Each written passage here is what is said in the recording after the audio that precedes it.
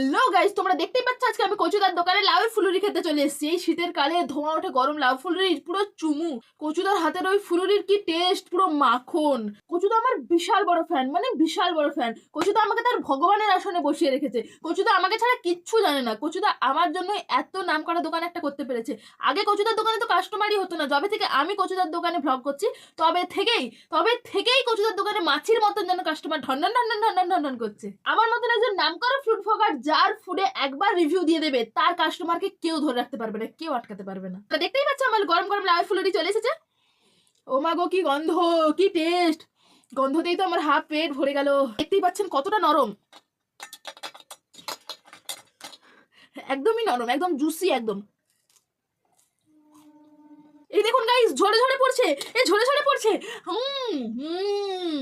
যদি ভালো লাগে অবশ্যই আমার চ্যানেলটা লাইক সাবস্ক্রাইব করে দেবেন। দেখা হচ্ছে পরের মিনি ভ্লগে। টাটা।